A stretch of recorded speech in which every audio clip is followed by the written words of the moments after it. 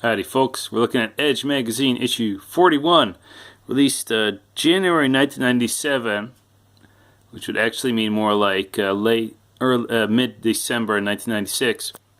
Nevertheless, discussing the future of entertainment, and that could have been the Yaroze, I think it's pronounced, which was a PlayStation 1 development kit, which you used an actual PlayStation to try out the games you made on your computer, which could also be a Mac.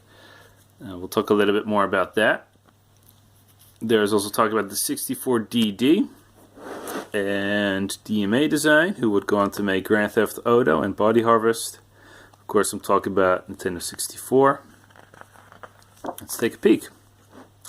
So this is a sweater with an iron on it, and the opening column is about whether or not the £550 you pay for a Yaroze would make a difference or not. Edge is a British magazine. They grew up with the ZX Spectrum and Commodore 64 games, which people would make in BASIC and distribute by themselves.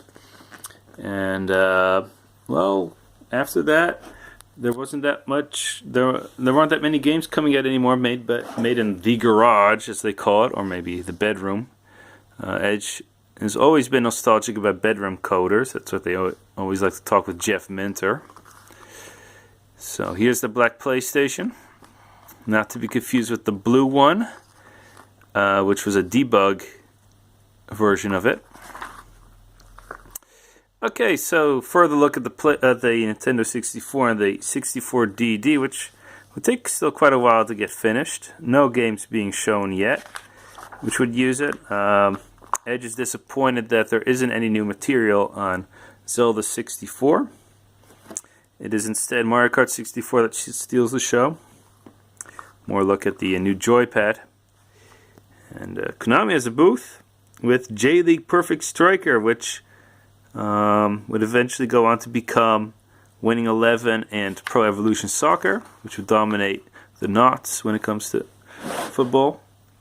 Yeah, another 3DFX card being shown. Won't bother to go into details. What's this? Some talk about the PlayStation 2 and the Saturn II, aka Dreamcast, but it will take a while before they get released. The Pippin, the Macintosh video game system, is released. We have my cat getting some chow.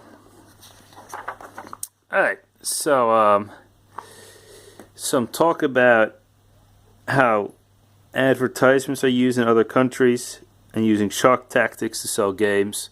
It's a critical analysis of how immature, or maybe mature, the video game business has become. Lara Croft is becoming a cult figure. We'll soon look at that game. And I don't remember this thing, Attic. I think it's like this. Oh yeah, Edge talking about how video game cover is not looking very good. So there are some professional designers improving the looks of certain games. We have Ridge Racer, Crash Bandicoot apparently, Terror the Yap. Not familiar with that. Okay, so here's a new column. Oh geez, I forgot to read this actually. So big in Japan. Somebody every month looking at what's going on in Japan. So just looking at the pictures here, we see writable DVDs, Akihabara, you know, all those silly video game consoles and games to be sold en masse. And apparently Capcom will be making a Ghosts and Goblins like game, probably Maximo, for the Nintendo 64, only that game would be released for the PlayStation 2. Yeah, the Saturn going online with this peripheral. I don't think anybody ever used it actually. They have the keyboard too. So here's Core Design, the people who made Tomb Raider. Toby is not part of the team. He's the one who designed Lara Croft and later on made that pirate game. Jeez, that was quite a flop. So an interview with them and talking about how they made Tomb Raider. A lot of talk about the differences for programming on the Saturn, which Tomb Raider was originally made for, and the PlayStation and PC. Now remember, the Core Design had a close relationship with Sega during the Sega CD era. They had Warhawk and 2 other good shooting games. So they were willing to figure out the Saturn technology. And I think Tomb Raider plays ever so slightly better on the PlayStation 1, but it's not a big difference. So one of the better games for comparing how strong each system was. And yeah, they were pretty much on par, if you ask me, in practice, if you had somebody who knew what they were doing. They talk a lot about older games, about gameplay being really important, but I don't see much of that in Tomb Raider, so it's kind of hard to take this seriously. They're also working on some other games. What was it again? It's just called Fighting. I don't think that was ever released. So, and their Ninja game, which I think was released, but that wasn't very popular. So here's Jack Sorensen, the guy who works for LucasArts. And around this time, LucasArts would become less popular. They would reach out to multiple platforms instead of just doing the PC. And with that, their games became kind of subpar. A lot of Star Wars games being released in the late 90s, which makes sense because of the new movie. But the click and carry adventures would dry out. They would still make Grim Fandango, but I think that's pretty much it. Jack Sorensen likes the way the company is growing, but in retrospect, we knew that it would actually hurt the company. Maybe not commercially, but culturally it would. So, previews, lots of pictures. Let me take a look here. Anything I recognize? Hexen 2, which Edge really liked. Yeah, Earthworm Jim 3D, which nobody liked. Mother 3, which would eventually make its way to the Game Boy Advance, not in 3D. So that was a release of Yoshi's. Which one was it again? It's not Yoshi's Island, it's Yoshi's Story, I think. Yeah, that was kind of crap. Ocarina of Time being shown here, and we see Link having brown arms like he had in the previous Zelda games. That would change. Star Fox 64 looking fantastic. It easily was the best looking game released in the market at the time. And yeah, Edge takes a look. We know most of it, how there are different modes of transportation. There was a bit of strategy involved, choosing levels. Here's an interview with Miyamoto, and wasn't that good, I recall. What were some of the better parts? He says he actually mentions that he works less hard now than he used to, and that he has some faith in Nintendo 64 making even better games. Let's see, he likes the other people who are taking over the other games. He is looking forward to focusing on Zelda 64. He likes Crash Bandicoot and Knights. And I think that's pretty much the gist of it. There's also an interview with Hideki Kono, who would make or direct Super Mario Kart 64. And he likes how you can play the game with 4 players, I believe. And there are 20 different courses. He's very proud of that. Okay. Blast Corps, one of the underrated games for Nintendo 64. A totally new idea. Blow up stuff with your cars, and yeah, you had to clean up the area. It was a lot of fun, made by Rare. I think it's their first game for the Nintendo 64. Totally awesome. Unfortunately, somewhat forgotten. One of those games that deserves a sequel, if you ask me. Doom 64, not a system seller, but seen by some people as the best version of Doom. It has better resolution and I believe some new enemies. Death Trap Dungeon, subpar action adventure game. A lot of people wanted to compare it to Tomb Raider, but it wasn't as good. Ultima 9, the Ultima game where you could jump. Edge loved it, but most people thought it was less good. Most people consider Ultima 7, or was it 8? I can never remember. Was much better than this one. Tenka, what was that again? Oh yeah, this is a subpar shooting game for the PlayStation 1. At the time, kind of light because there weren't that many good shooting games for the PlayStation 1, but not worth looking at anymore. Biohazard 2, Resident Evil 2, which would be awesome. Yeah, that's soon to be released. Fighters Megamix, which would combine 2 fighting games, Virtual Fighter and Fighting Vipers, so quite a roster. Not a big hit though. Multi-Racing Championship, the original. I never got into this racing series, but I think it's still around. Subculture. Geez, what's this released? I don't think this was actually released. Made by Criterion Studios, who haven't released that many games, even though a lot of edges discuss them a lot. And this one, yes, you ride around in a submarine. So here's the best part of the magazine. Talking to DMA Designs. Up until now, they were mostly known for making Lemmings. Then they took a long hiatus, and then they came back with a vengeance. Amazing, really. So we have these fellows, not the 2 guys who started up Rockstar Games. We'll soon be seeing an interview with one of them. But so there's David Jones. Yeah, he's the most important fellow, I believe. So you have Silicon Valley, a quirky game for the Nintendo 64 where you control all kinds of different funny animals. Check this out. Also deserves a sequel.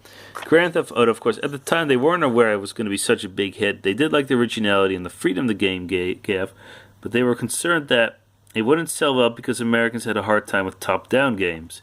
And indeed, it did sell much better in Europe than in the United States.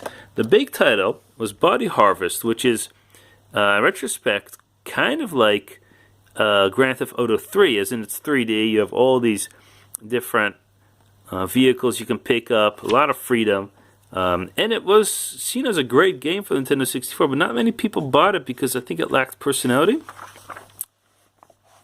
But they were doing even more. Now, Tank Ticks, not to be confused with Chris Crawford's first commercial game, was not a hit.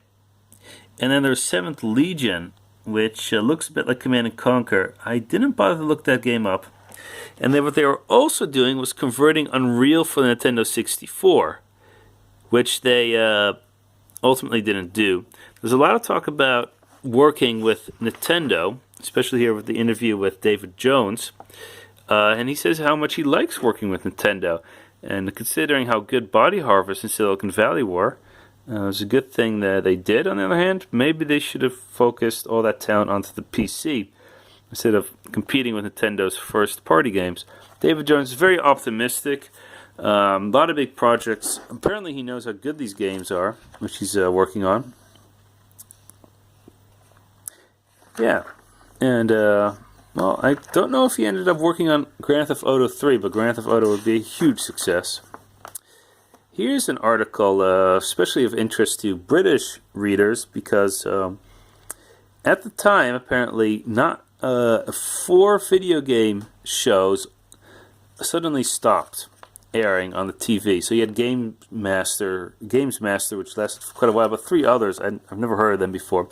And Edge talks about why all these video game shows suddenly stopped, and it mostly has to do with targeting the wrong audience. Instead of going for older people, they focused on younger people. There's also talk about some of the TV game icons like Violet Berlin, who I even recognized, who made an impression on me as a kid. So, yeah, I do think Games Master did come back somehow, but I don't know. I don't know what the case is with England and Holland. We have, or had, the Power Unlimited crew making, what's it called, Game Kings, which was quite a thing, although I never watched it. Here's the Yaroze again. A lot of talk about the 2 MB limit for the size of a game, or 3.5 MB if you could do graphics and sound, I believe. So, but the article keeps saying, you know, that ZX Spectrum games fit on 48K of info, so you should be able to make anything out of 2000K or 2 MB. In the end, there was a bit of a community, and some people actually had their demos, which they made using this, Black PlayStation, what eventually helped them get into the industry. There's an interview with Phil Harrison, I believe. Was it here? Yeah. So Phil Harrison really big in the Sony company culture. Here you have him with hair. And he really looks forward to having single programmers starting their industry career using a Black PlayStation. Here's some technical details by Edge, how to get it all working. And here are interviews with some industry experts like David Braben, who made Elite, whether or not they think it would be a good idea, and they're kind of mixed. So new media yet again, showing other kinds of things like a DVD disc cam, I guess, like a music program, which can help you collect music, which Edge thinks is horrible. Oh, I should have seen if there were other reviews for this. This is called Director's Chair, and it's actually a click and carry adventure where you build up your way into becoming a director like Spielberg. A lot of famous names are actually featured in this game. Now, some of the text I've lost. I don't know why it's rubbed out. It's on multiple pages, so it was a bit hard to read. But Quentin Tarantino and Jennifer Aniston also make an appearance. We have a 3D TV. I don't know if that actually works. Another TV, a lot of CDs. I didn't recognize the artists. A book about multiple media graphics and F2F. What does that mean? I don't know. Okay. So, let's get to the reviews. Realms of the Haunting. A mixed bag. Edge gives it an 8. Actually, a lot of the reviews were very positive. It's like a horror adventure shooting game. But I do think it had quite some bugs, and I don't think the controls ever got. There were a couple of problems. So, I'm kind of looking at the text now to remember what again it was. I saw you can get it on Steam. So maybe you want to look at that if you're into 90s shooters. It's for the PC, made by Gremlin, a British company. So it wasn't a big hit commercially, but could be an interesting artifact. It did get good reviews, like 90% game rankings, but they only had 6 reviews. Here's Shadows of the Empire, the first big disappointment for Nintendo 64. Looks fantastic. The first level is one of the best parts of the Nintendo 64 library, where you take your snow speeder and you actually topple down ATs, and these are the ATSTs, I think? I don't know. After that, you get boring third-person shooting areas and occasionally somewhat good racing parts. The 3D parts are the best. It's all 3D. The vehicle parts are the best. The shooting parts are really bland. And Edge gives it a 6 out of 10, showing that not every Nintendo 64 game is excellent. Virtual Cop 2 gets an 8 out of 10, more of the same as far as I could tell. Here's an underrated game, Virtual On, Cyber... God, I forgot the name. Jeez. Cyber something. I always called it Virtual On. It wasn't until recently I found out that it had actually 2 names. Anyhow, a twin stick 3D arena fighting game with all kinds of shooting. To get the best experience, you could use this pad, but apparently it also worked quite well with the Saturn pad. There's even a 2-player mode that actually has a pretty good frame rate. So fantastic programming on Saturn's part. Unfortunately, the Western world isn't that big into mechs, so they didn't catch on to this. I really wish it was a bigger thing because I love fighting games, and Virtual On is a very interesting take on it. And nowadays we have ARMS for the Nintendo Switch, which is probably the closest thing you can imagine to it. Contra's Legacy of War gets a 4 out of 10. It's a PlayStation 1 Contra. And Edge says that the polygons don't mix well with the 2D action. Jet Moto gets a 5 out of 10. Simply put, it's not as good as Wave Wave 64. Twisted Metal 2, slightly better than the original, gets a 7 out of 10. It's a game where you ride around shooting at each other. Wayne Gretzky Hockey for Nintendo 64 gets a 7 out of 10, and Edge praises the arcade mode, and it's basically a good hockey game. What's not a good game is Cruis'n USA. I guess it's a fairly good port of the arcade game, I don't know. I don't know. I should have actually looked more into it because I just knew it just wasn't good. It's yeah, Edge says it's poor quality third-party software that fails to convince anyone of Nintendo 64's merits. It's yeah, I didn't like the arcade game that much either. I'd rather be playing Daytona. So yeah, Killer Instinct Gold yet again. I always prefer the original Killer Instinct, even though the arcade version was buggy and the Super Nintendo version looked ugly. But the Killer Instinct 2, I've never liked the aesthetic. I just felt, I don't know, I just couldn't stand it, to be honest. And Edge gives it a 6 out of 10. So, okay, a lot of reviews on this page. X2 for the PlayStation gets a 6. Sweet Code only gets a 7, even though it's one of the best RPGs for the PlayStation 1. Edge does like it. Maybe they're too concerned that the Western market won't like it. FIFA 97 only gets a 6 out of 10. Back then they weren't that good. Blazing Dragons for the Saturn gets a 4 out of 10. Something kind of like a Monty Python game. Never heard of it. Crime Wave for the Saturn gets a 4 out of 10. Fragile Legends gets an 8 out of 10 for the PC. Also made by Gremlins. So 2 good games in 1 month. And this was a real-time strategy game with more focus on the building. Ooh, excuse me. Hey. So, let's continue. Here's more filler with gallery. Good-looking CGI, I guess, for its time. And Edge showing some of it. If I recognize a game, I'll point it out. But actually, yeah, I guess this is Ultima 9, apparently. Even though it's otherwise a 2D game. Here you have that ninja from Metal Gear Solid. I can never remember his backstory. No. Push my cat away. So, here, lots of work to do in the biz.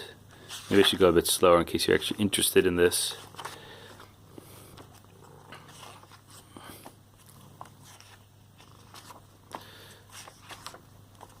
Yes. My cat's hungry again. Alright. Super Car Race. It would eventually get another name, and this used the Model 3 technology. It wasn't a big game, though, and you could see a Viper. Could be wrote there. San Francisco Rush. I thought this game was quite popular, although I've never played it. As you can see, there's a lot of jumping going around. What would you expect of San Francisco? A very hilly city. Made by the same people who made Cruising USA, if I am correct. Made by Atari, apparently. Were they still around back then? And Eugene Jarvis might have worked on this, but correct me if I'm wrong. Jarvis made Defender and Robotron 2084. Here's Toa Plant Shooter Battle 1, a collection of shooting games, but no Truxton, unfortunately. Does have Ultimate Tiger. Excuse me, cat. Namco Museum 4, we discussed this earlier. The only one worth looking into is Pac-Land. The others are odd Namco games of the 80s. I believe there are 5 collections in total. And the letters concerned about the 3DO. Somebody worried about advertisements in the video games like Red Bull being shown in Wipeout. Here's a long letter discussing how Edge apparently ridicules American culture, American citizens, and that they don't like it. I didn't like how Edge replied, actually. They seemed quite brash. And there's some talk about whether the sounds are better on the PlayStation or Saturn, and the truth is the PlayStation was better at compressing sounds so they could fit more of them in the game. So that was better. Some technical talk, mostly about importing a Nintendo 64, getting it running on your TV. And I'm going to feed my cat. But first show you the preview of the next issue. This Ultima 9. So we'll look at more at that. At the time, still a very strong series. Ultima Online would eventually usurp it. And that was that. A completely white cover on the back. Edge 41. We'll see you next time in the year 1997. Until then.